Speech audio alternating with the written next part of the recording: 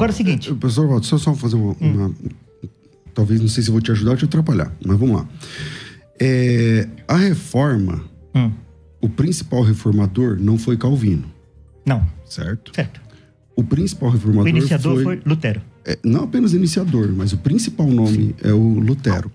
O Lutero, que inclusive é um doutor, é um tradutor da Bíblia, é um cara versado nas línguas originais, que tem doutorado diferente do Calvino, que também é um grande conhecedor, mas não tem a mesma formação acadêmica e tal do que Lutero.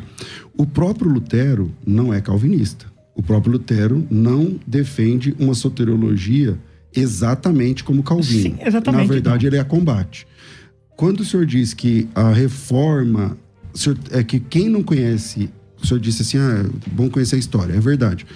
Mas do jeito que o senhor coloca, parece... Para quem está ouvindo a gente, está começando agora na fé e tal, parece que o reformador, o principal reformador, a reforma e tal, ela é calvinista, mas não é, certo? Então, eu só queria deixar esse ponto porque vamos sintonizar na história, né? Na realidade, nós temos 4 reformas, né? Temos a reforma luterana, que foi o início. A segunda reforma, que foi a reforma, que é a reforma calvinista. Depois nós temos a reforma anglicana, que os batistas são originários da reforma anglicana. Então, essa e depois nós temos do 31 de outubro, que todo o planeta comemora, não é calvinista. Não, mas olha, Calvino discordou de Lutero em muito pouca coisa. Agora, é o seguinte, quando nós pegamos, eu até gostaria de recomendar esse livro aqui, O Nascido Escravo. Só que merece aqui. Isso. O Nascido Escravo. Aqui vai falar um pouquinho do combate de Lutero, porque as pessoas pensavam que Lutero estava combatendo indulgência, papado, coisa desse tipo. Embora ele tivesse... Também estava, exato. Também estava, embora ele estivesse. Mas o principal combate de Lutero foi contra o livre-arbítrio, em que ele teve um grande embate com Erasmo, de Roterdã. Então foi a grande questão. Tanto que Erasmo era amigo de Lutero. E quando Lutero ficou sabendo que Erasmo tinha escrito um livro defendendo o livre-arbítrio, ele chamou Erasmo de Judas, inimigo do Evangelho, inimigo de Cristo. E ele agradeceu a Erasmo, embora ele chamasse Erasmo de inimigo do Evangelho, porque ele falou que Erasmo foi o único que percebeu o centro da reforma protestante, que foi o combate do livre-arbítrio. Daí, a diferença que houve entre Calvino e Lutero foi basicamente a respeito da ceia do Senhor. Nas demais doutrinas, eles compactuavam, tanto que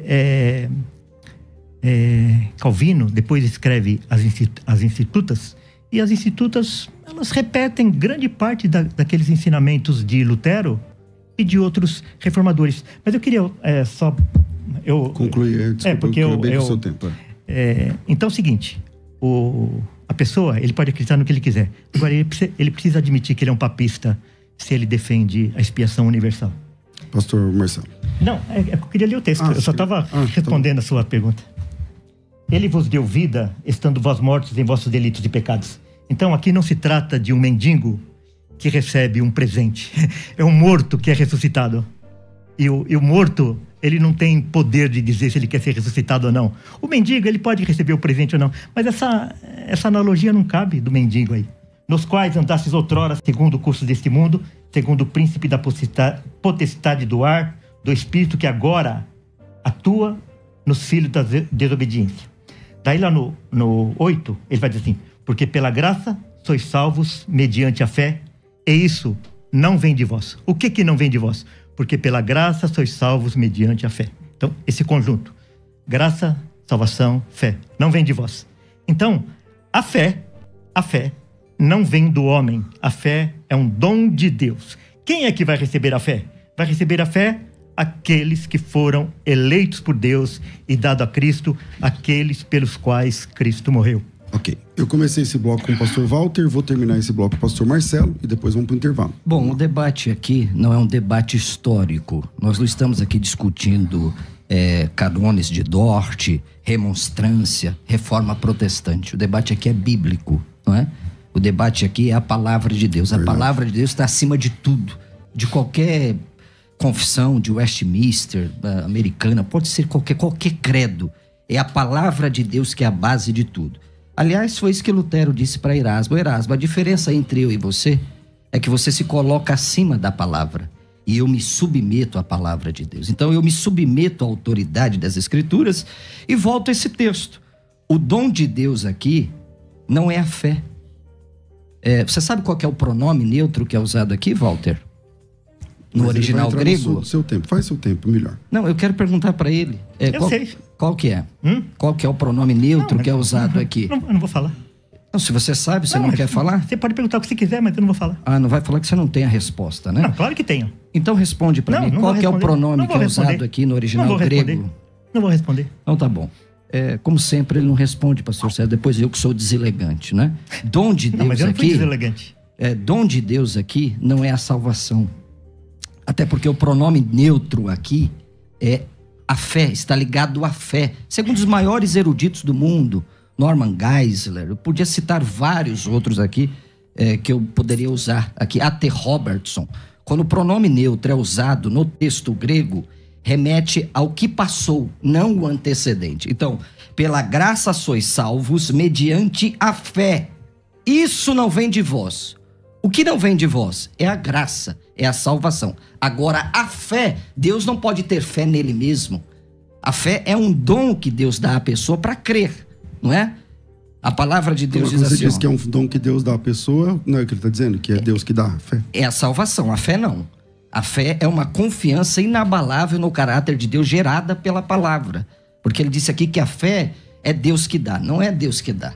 A fé é a pessoa que confia no Cristo por meio da palavra de Deus. O dom de Deus aqui é a salvação e não a fé. Por isso que muitas vezes nós somos taxados, que ele disse aí, de papistas, né? Falando tantos impropérios, tantos libelos acusatórios, né? Por causa de não conhecer o original. Porque se ele disse que conhece, mas não citou nada aqui.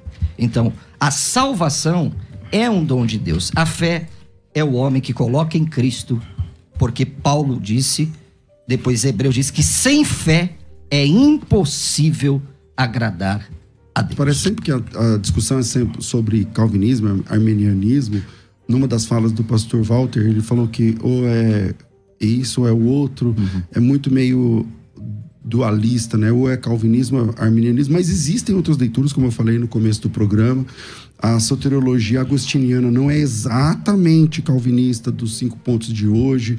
Tem a leitura congruísta, tem a leitura molinista, tem a leitura luterana, tem a calvinista moderada de 4 pontos, tem a arminiana, tem a arminiana com sabor wesleyano, que também ela é diferente. Existem sim outras propostas de soteriologia que tentam, né, dentro do texto bíblico. Agora, é verdade que aqui no Brasil, calvinismo versus arminianismo são os dois mais... as duas linhas mais apresentadas, mais abraçadas, enfim.